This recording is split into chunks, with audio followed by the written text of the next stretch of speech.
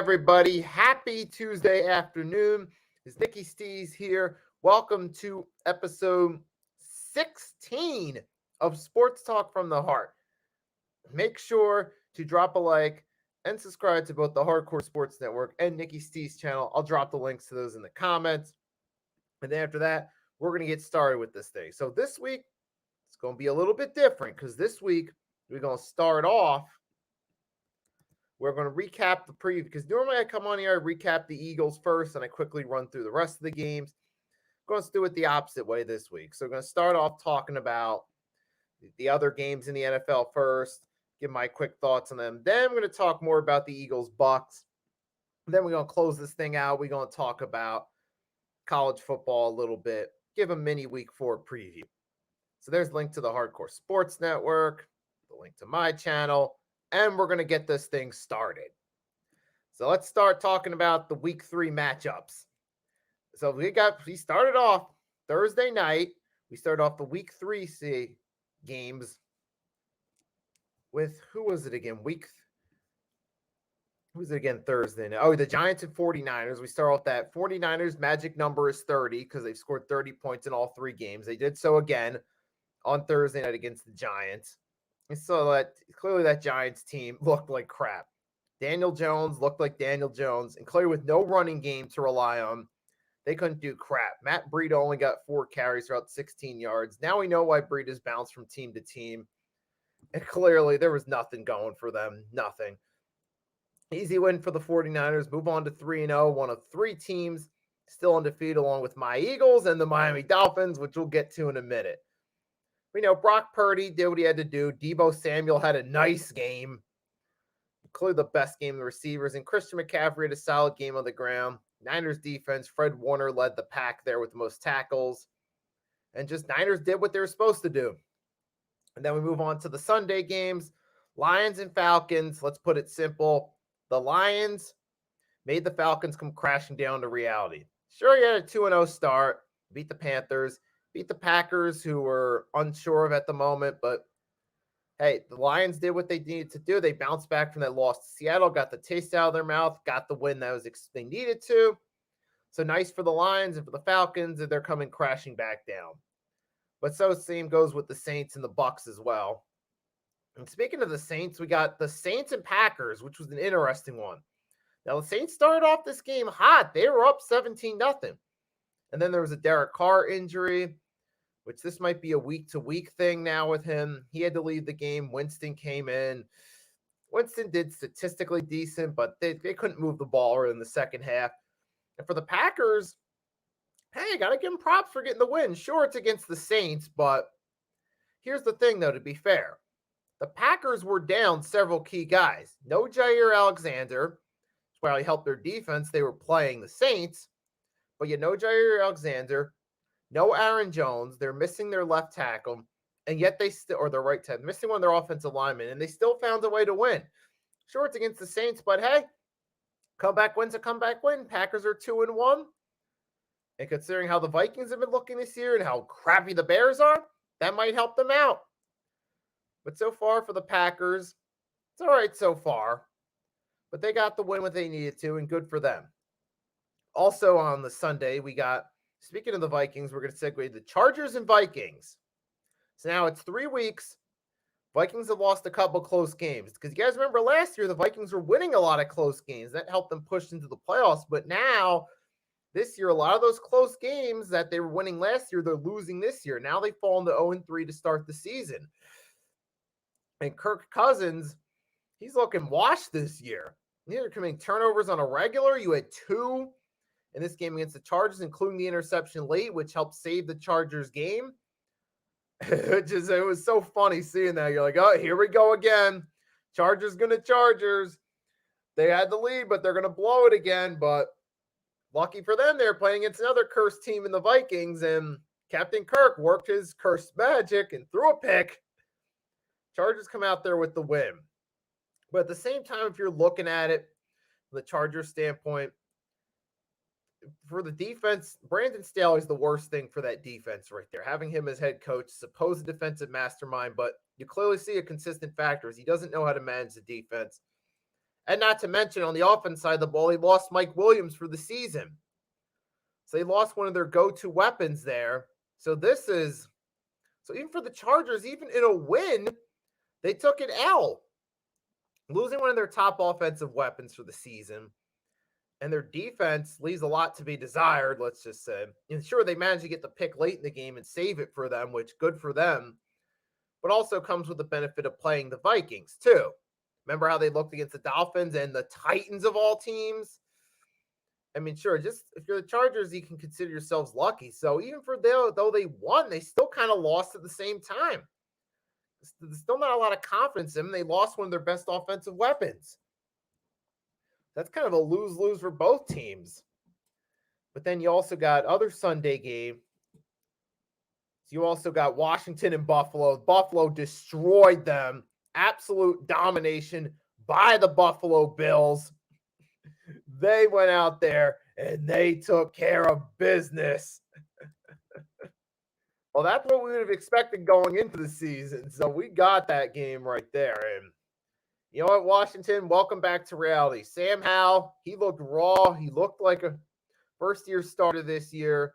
He threw multiple picks. I mean, what was it, 4-turnover game? I mean, it was just terrible. But hey, the Buffalo Bills did what was expected. So props to them on doing what they needed to do. They put that week 1 cluster behind them, and they moved forward with 2 straight wins. We also got the Browns and Titans. Well, Titans, they came crashing back down to reality. And for the Titans, it started off this week. Well, last week they got the win against the Chargers, but they're playing against a team with a suspect defense, let's just say. And they managed to outscore them. Now they come back down. They have to play against the real defense in the Browns. And yeah, they only got 3 points out of it. Tannehill looked like Ryan Tannehill. Derrick Henry couldn't save this team. I mean, it's just, yep. I mean, congrats to the Browns. They are 2-1, and they got a solid team around them. Now, on the offense side of the ball, Watson looked decent out there.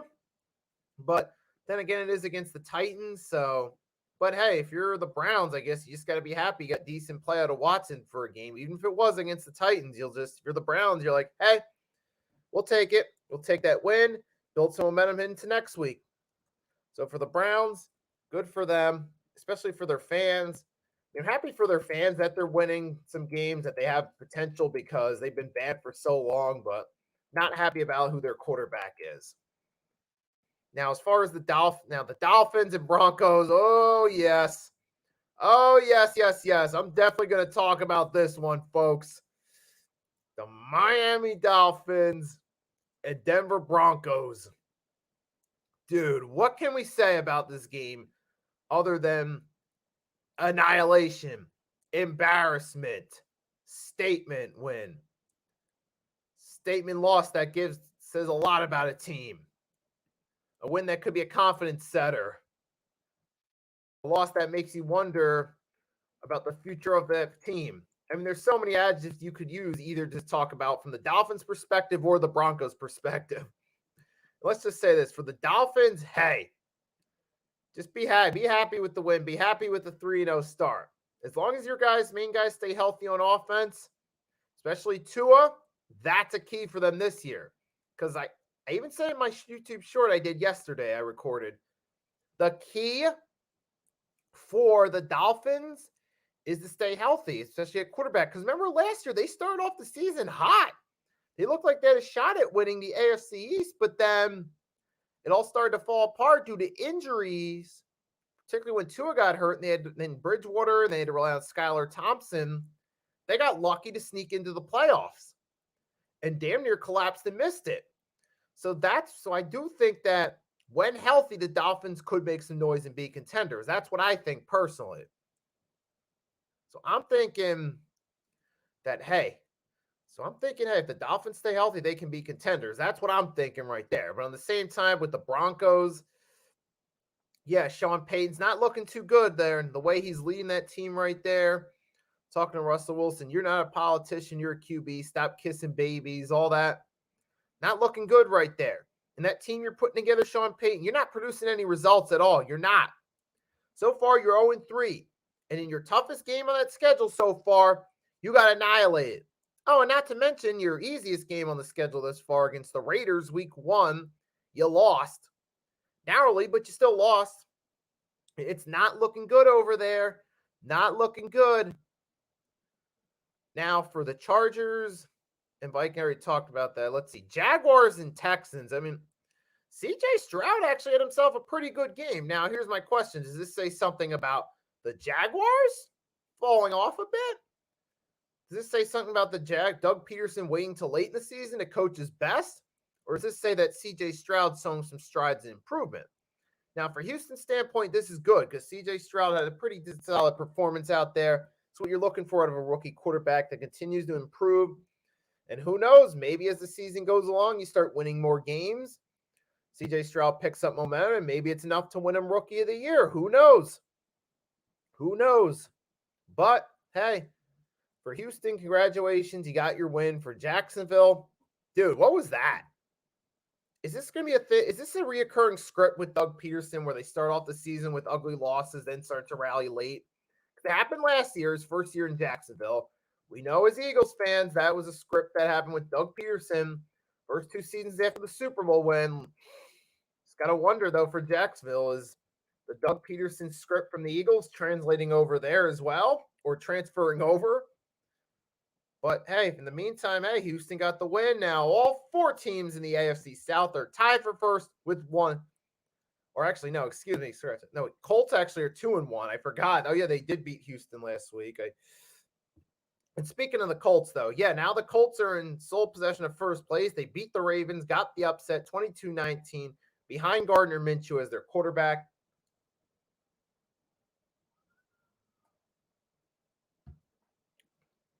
So they got the win behind Minshew as their QB. It was a nice win right there. I mean, it was, I don't know, a nice one, but it was good for the Colts. They at least got the 2-1 in their division. They got some momentum headed into week 4, and he did it without Anthony Richardson. But to be fair, though, they were playing a Ravens team that had some injuries as well. So that plays a factor. And he also had a rare missed field goal by Justin Tucker that affected the outcome of the game. But look, I'm not going to solely blame it on Justin Tucker because you can never really blame one loss solely on a kicker because, yeah, you look at an entire game from start to finish. There are several mistakes made throughout the game by a team that you can point to in close losses beside the kicker. Now, sometimes the kicker is the easy cop-out, but if you look at the game from start to finish, you can point to several different mistakes he made. Now, for the Ravens, they did struggle to move the ball a little bit in this one. And for Indianapolis, hey, you got the W, you got the upset. Congratulations, move on. Now, Seattle, Carolina, Seahawks got the win. Seahawks looked like they bounced back from that week 1 loss to the Rams. I mean, maybe that was just a fluke. You underestimated them. And Geno Smith, he looks like he's still continuing where he left off last year. Maybe that week 1 performance was maybe that was rust. Maybe that's all it was. Maybe they took the Rams lightly and they learned from that mistake and they adjusted their game plans in week 2 and week 3. I mean, I don't know what it is, but hey, Seahawks got past that. They're 2-1. They beat the Panthers as expected. Now the Panthers are 0-3. We didn't expect much from this team, but yep, not looking good for them. And you wonder what Bryce Young's going to be back soon.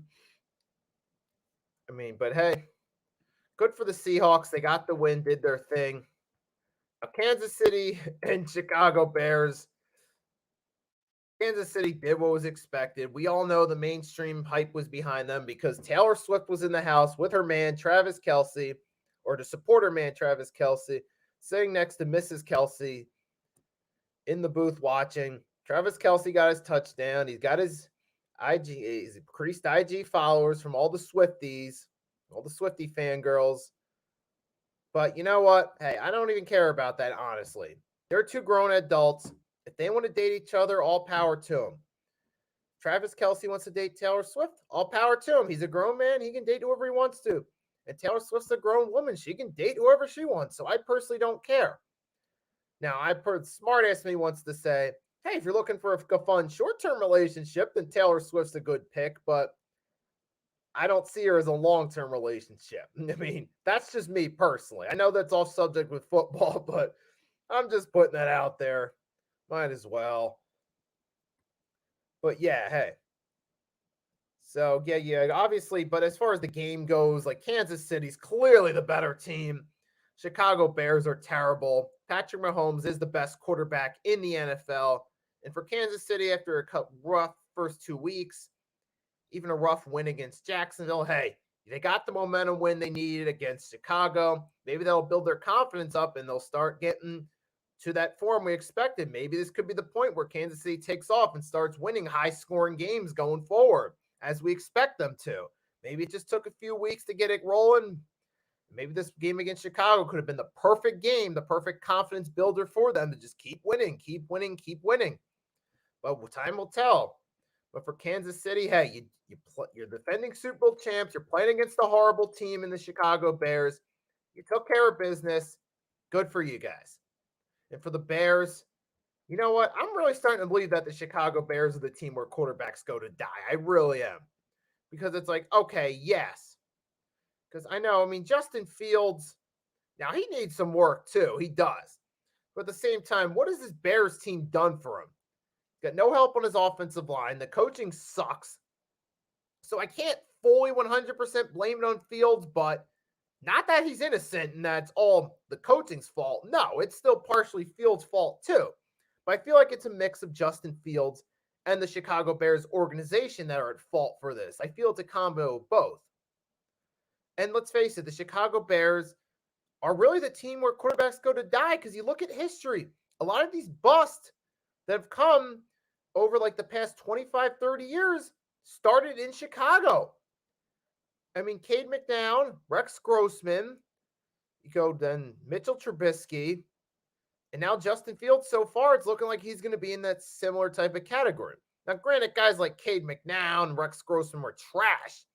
But now as the years go along, you see a common denominator. All these QBs that start with the Bears, they don't go anywhere. They end up being a bust. So at some point, got to point to the Chicago Bears as the common denominator, as they don't know how to develop quarterbacks. They don't know how to get the QB position right. They don't. Last time they had any stability at quarterback was the Jim McMahon days. But he had a lot of injury problems too. That's what prevented him from being a franchise quarterback.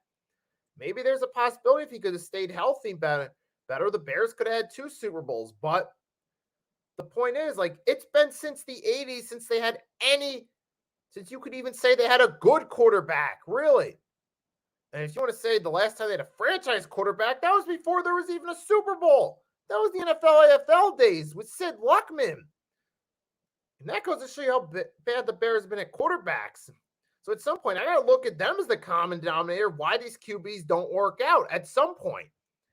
And now they're ruining Justin Fields' career too. I said they would do it during the offseason. They've done it. So congratulations, Chicago Bears.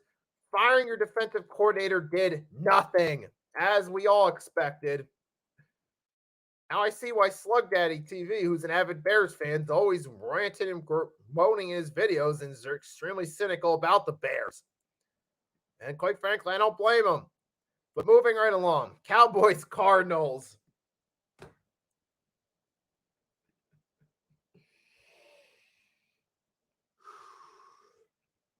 I'm going to savor this one, folks. I'm going to savor this one. Sure, it's only 1 week. It goes by a weekly basis. 1 week we could be laughing at our rival. Next week we could get our comeuppance. That's always a possibility. But considering granted, I do still feel like we're the better team than the Cowboys at the end of the day. But I'm still going to try not to laugh too much. But might as well do it while I can. But let's go keep it brief. Cowboys, this is why I cannot buy into the notion that this is your year. This is different than the rest. Number one, your fans say that every year. And at the end of the day, it doesn't change. See, that's one of the reasons reason I just love the laugh of the Cowboys choking so much is because their fans always hype them up every year like, this is our year. This is our year. We're going to do it this year. This is different from the rest of the years. Oh, see that? We won by blowout. This is our year. We hear this every single year from their fans. They'll start off the season, win a game by blowout against a bad team, look good, And they act like the fans act like, oh, this is going to be their year. That's why it's hard to give them credit when they do something good, because of their obnoxious fan base. A lot of them, not all of them, but a lot of them, especially the blind fanboys that just want to hype them up. That's why it's hard to get behind them. I mean, now look, obviously, for some Cowboys fans, I've seen it on social media. They've been humble about this loss right here. I got nothing to say to y'all. Look, and I'm not talking all Cowboys fans either. I just don't like the fanboys that all they do is type about the past and how great they were in the past without realizing, hey guys, it's been nearly 30 years since you last won a Super Bowl.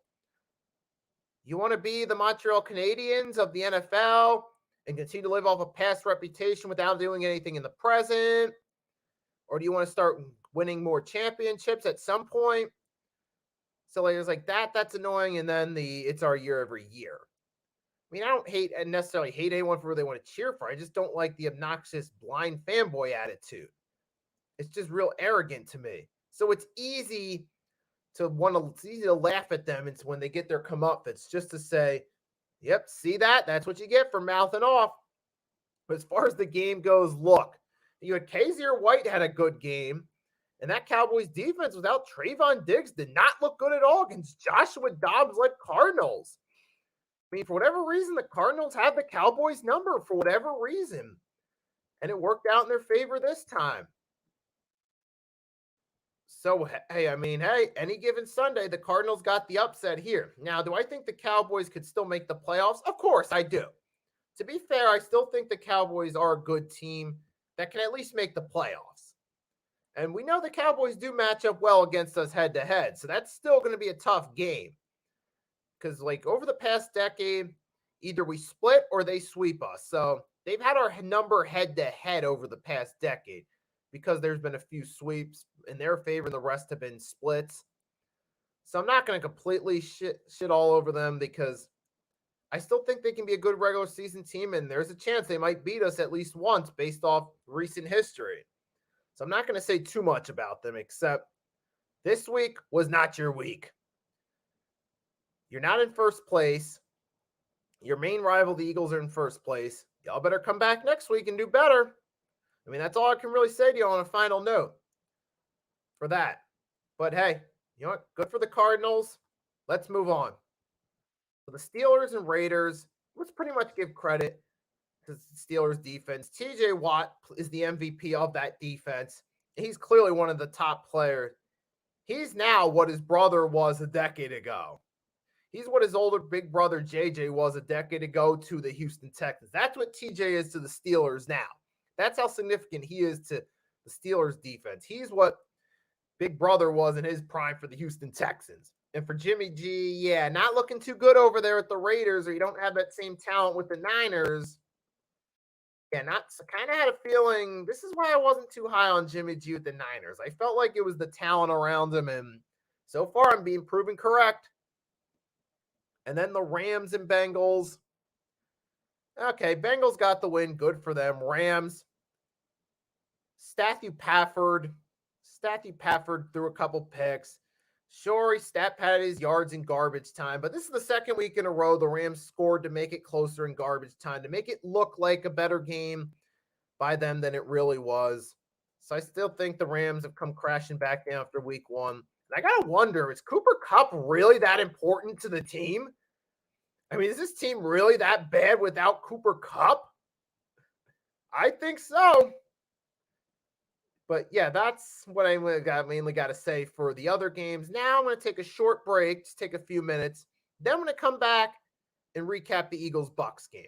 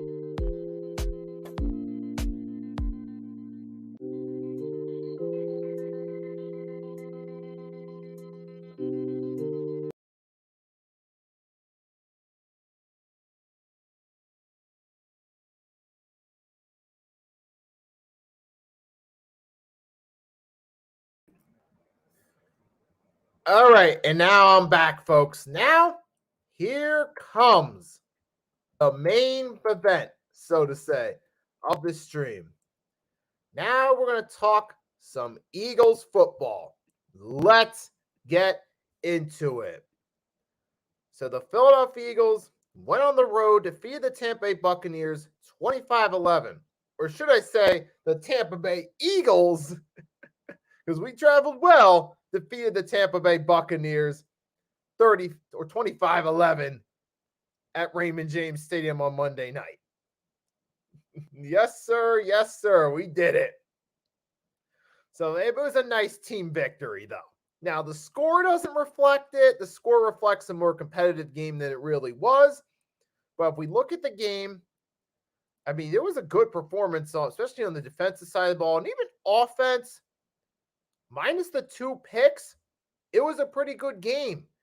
If you take away those 2 picks, especially that second pick that would happen in the red zone, which led to us getting a safety off of it, if that's a touchdown instead, then the score is a lot more lopsided in our favor right there. Because instead of getting 2 on that sequence from the play that followed the pick, we get 6, maybe even 7, get 7 pending the extra point, which we probably would have. Yeah, but yeah, we would have gotten 7 instead of 2. So that would have made the score more lopsided in our favor. So yeah, the final score doesn't reflect how good this performance was. It really was a good performance by him. And you got DeAndre Swift, part of the Swift-Kelsey duo that I care for. DeAndre Swift and offense and center Jason Kelsey. But yes, that's right, folks. DeAndre Swift had a nice performance last night as well. And he was getting the lead carries right there. So the Eagles learned from week 1 and decided to give him the lead carries. You got A.J. Brown had a pretty solid game last night. He started to bounce back from that slumper a little bit, but he did drop that pass that could have been a touchdown, though, in the end zone. So there was one drop there, but pretty solid performance right there. We got a couple picks on Baker as well. We got him to revert back to his old self. Like I said in the preview, I talked about it in the preview. If you guys saw my preview, I did last week on Friday. I dropped it. I talked about it. I said that sure, the Bucks have done pretty good through 2 weeks, but remember, they were playing the Vikings and the Bears. What happens when Baker has to step up in competition against the Eagles? What's he going to do? I put that question out there. And then what happened during the game? What happened? The Eagles went out there and took care of business. Baker came crashing back down. You realize that he's an average quarterback, play good at times, but when it matters most, you can't rely on him to deliver. And this was what mattered here. It mattered in a primetime game, Eagles versus Bucks. Baker couldn't deliver for him. Eagles took care of that, picked them twice. It's an excellent performance right there on the defense. We kept them contained the whole game. We got that sack right off the interception to make up for it. And then offense, look, you take away those 2 picks from Jalen Hurts. Pretty solid performance right there. And you did have that deep touchdown pass, though, to Zacchaeus, which was a nice touchdown right there. So Jalen Hurts showing he could still throw on the deep ball right there. You saw it throughout the game. Now, the picks are there is a little bit of concern, though, because there's through 3 games, you got 3 TDs, 3 picks. And there was one play that would concern me a little bit. Remember with the goal line when he was back up the pass, he tripped, then he got right back up, and he took a hit. When I saw that at first, I'm like, just stay down, live for another play, because I got worried he was going to get sandwiched when he got back up, maybe fumble or get hurt. Now, fortunately, it didn't happen, but even then when he fell, I'm just like, stay down, live for another play. But that was the only thing that really concerned me. Now, with Jalen Hurts, though, I mean, he's taken a lot more risks this year. Like, he's just throwing the ball out there, just throwing it into risky situations, into coverage, and he's getting picked more. Like, you could say he's even making a few Josh Allen type plays at times. That's the only thing about Jalen Hurts' game that has me a little bit concerned. Now, granted, we're still winning games, though. So we're still winning games, so I'm not that upset. But I do need to at least address that and say, look, that's the one thing so far that he's got to work on. I mean, his accuracy last year was off the charts. He didn't get a whole lot of those last year, but so far that's 3 picks through 3 weeks. So getting a little bit concerned that he's getting a little risky. He's getting a little reckless with the football and he's making careless mistakes. That's the one thing I'm a little bit worried about. So Jalen Hurts, man, he's got to be a little more careful with that right there. But other than that, it was a good game. I mean, you had a few nice runs, a few nice throws. A.J. Brown got a few nice receptions out of it. And you also had the QB push, still works great. We got in there and we did what we had to do. And credit to Jake Elliott as well. He was making his field goals, doing what he needed to. In all around, just a pretty solid performance right there against the Bucs. Right there. I mean, this was a primetime game. We needed this win right here to build confidence. And we had 2 ugly wins, but that didn't happen this week, though. And that was a nice closing drive, too. You had Jalen Hurts was hitting his stride on that final drive. And all we did was just march down the field, shoot time off the clock, didn't let Tampa Bay get the ball back, and we closed it out. Now, if there would have been more time in that game, we possibly could have scored on that drive, too. But we were in run the clock out mode, so we didn't need to score. We just needed to keep the ball moving, to keep them off their offense off the field, and that's what we did. But, man, I got to say, yeah, but I was impressed with this game right there. I was also happy to see that the Eagles fans traveled well to Raymond James Stadium. That was fun right there, seeing all those Eagles fans out there enjoying themselves out in Tampa. But good for them. I mean, for Hurts, he did have 277 yards and a touchdown. You take away those 2 picks, pretty solid game. And DeAndre Swift, this time you're talking 16 carries, 130 yards. Not as many yards as last week, but hey, that's still nice.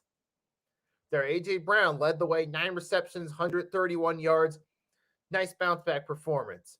Like I said, Zach Ertz, that nice touchdown right there. That shows he could possibly be a deep ball option right there.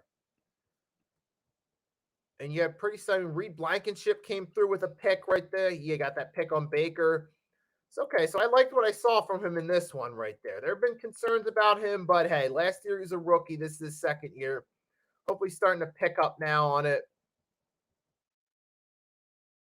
Wait. And we did give up a touchdown to Mike Evans, and wait a minute. Yeah, we did get that right there, but yeah, so far though, it was a pretty good game right there. But that's what you need to do right there. Beat this Tampa Bay Buccaneers team. And I know now that we won, some of the haters are going to come out and push the goalpost back frequently and be like, oh, you beat Baker. You beat Baker. You beat the Bucs. They were overrated 2-0. But yet these are the same people, mind you, that before the game were trying to hype up the Bucs and be like, oh, Bucs are looking pretty solid. Baker looks like he's returning to star form. Uh-oh, you guys might be in trouble. Yeah, but now all of a sudden they're going to be the same ones saying that we beat a bad team. So you know what? Don't even care what they say. Bottom line is we're 3-0. We're going against Washington. Momentum's in our favor this time around. Washington's off getting slapped back to reality by Buffalo. And we're fresh off a nice win in prime time on the road. Now bring it back home. Let's get this W against Washington. Take care of business. Teach Sam Howell what it's really like in the NFL level. Because for Sam Howell, he struggled against Buffalo. Now he's going to go against the Eagles, against Jalen Carter, who was getting some pressure on getting to the QB last night. Still got Darius Slay, Reed Blankenship, proving James Bradbury, who's back. It's going to be a tough one. But I'm going to actually do a preview of the Commanders game on Friday, same time, 1 p.m. Eastern Standard Time. You guys, so I'm going to talk more about that there. But for the Eagles, hey, this is nice right here. Like what I saw right here. And I saw the Eagles, they learned, feed DeAndre Swift the ball at running back, and that's exactly what they did. They gave DeAndre Swift the rock, let him run with it, and he did what he needed to do. So that was nice right there. And all around, just a nice win right there. I'm proud of this team right here. I mean, Jalen Hurts, he still hits, he still got to A.J. Brown when needed to. So the beef between them, that was blown out of proportion. You can forget about that. We don't got to hear any more about how A.J. and Jalen aren't on the same page. Jalen was looking his way. AJ was making some catches. Sure, he had that one drop, but guess what? They're on the same page, so all that talk don't matter no more. I don't want to hear about how they not on the same page anymore. It's funny. I had one guy at work who's a Cardinals fan. He was thinking that there was legit shot at an upset from Tampa. Can't wait to see him next time. I'm going to be able to see what he says then. But on a serious note, oh yeah, that was for all the doubts going into this game by some. Our secondary is beaten up. Even some people were worried about the secondary, saying that Baker. I even saw one thing on, what was it, IG? It was the post from the Eagles showing the official injury report. Someone saying, "Oh, great, now Baker's going to put up Peyton Manning numbers in 2013 against us when we played the Broncos a decade ago when they scored over 50." Oh, really now, huh? Is that so? Is it? Yeah, over 50, huh? Baker playing like Peyton Manning. Yeah, I don't think so, buddy. I don't think so. But yeah, on a serious note, though, yeah, we got the win. Who cares what any doubters have to say? It's a nice team win. And hey, like I said, so we keep doing what we got to do. We can get our players on the defense back and healthy, get Nakobe Dean's back, James Bradbury back at 100%. Oh, we're going to be trouble. Yes, sir. But hey, I'm proud of this right there. Nice win right there. Fly, Eagles, fly. Quick toast to 3-0. A little bit of water. Oh, yeah. So I'm happy with that right there. So I ended on this note. Great win by the Eagles right there. I want to stay on a final note. I did want to talk briefly now. It's college football. In the college football world, you did have Colorado came crashing back down with an ugly loss right there. That was a noteworthy game. Georgia got another win right there. Kansas is doing pretty good, on the lookout for them. But hey, so there's a little bit of interest going on in the college football world. Caleb Williams, he's the prospect to watch at USC. Quarterback, and Marvin Harrison Jr., Ohio State. Another interesting one, Shador Sanders. We'll see if Colorado redeems itself. So I just wanted to quickly acknowledge the college football stuff real quickly. And I'll end it off on this one with Fly, Eagles, fly. Great win right there. And everyone that tuned in, thanks for tuning in. Enjoy the rest of your day or night. Until next time, it's Nicky Steez saying peace and signing off.